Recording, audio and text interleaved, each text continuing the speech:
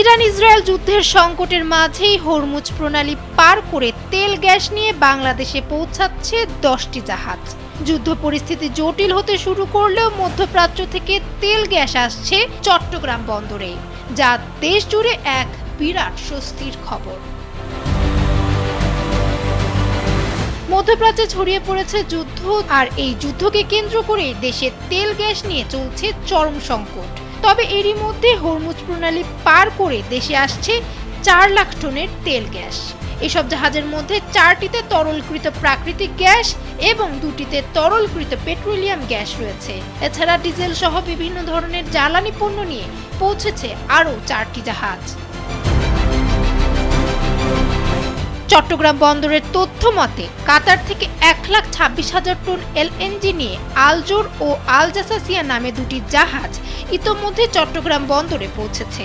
এছাড়া আগামীকাল সোমবার লুসাইল এবং বুধবার আল গালাইল নামে আরও 2টি জাহাজ বন্দরের জলসীমায় পৌঁছানোর কথা রয়েছে। কাতারের রাস লাফান বন্দর থেকে সংঘাত শুরুর 2 থেকে 7 দিন আগেই হরমুজ প্রণালী পার হয়ে যায় এসব জাহাজ। এদিকে সরবরাহ সংকট এড়াতে সরকার খোলা বাজার থেকে বেশি দামে 2 জাহাজ এলএনজি কিনেছে, যা এখনো বন্দরে পৌঁছায়নি। অন্যদিকে ওমানের সোহার বন্দর থেকে উপসাগরীয় জাহাজ সেভান আজ চট্টগ্রাম বন্দরে পৌঁছানোর কথা রয়েছে। 12 মার্চ এসটিপি থেমিস নামের 31,000 টনের একটি জাহাজ বাংলাদেশে আসার কথা রয়েছে। অন্যদিকে মালয়েশিয়া থেকে 14,000 টন গ্যাসের উপজাত কনডেনসেট নিয়ে পৌঁছেছে হুয়াসুন নামের একটি জাহাজ।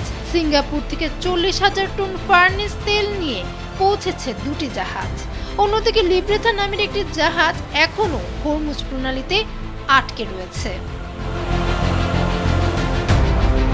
বিশ্বজুড়ে তেল গ্যাস নিয়ে মধ্যপ্রাচ্যের উপর এক বিশেষ নির্ভরশীলতা রয়েছে। বিশ্বের আমদানিকৃত 20% তেল গ্যাস মধ্যপ্রাচ্য হয়ে সরু হরমুজ প্রণালী দিয়ে বিভিন্ন দেশে পৌঁছায়। আপাতত তেল গ্যাস বাহী 10টি জাহাজ কিছুটা সহজে বাংলাদেশে প্রবেশ করলেও পরবর্তীতে এ নিয়ে জটিলতা তৈরি হতে পারে।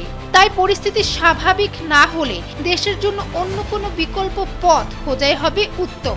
ঠিক এমনটাই মনে করছেন এখন বিশেষজ্ঞরা।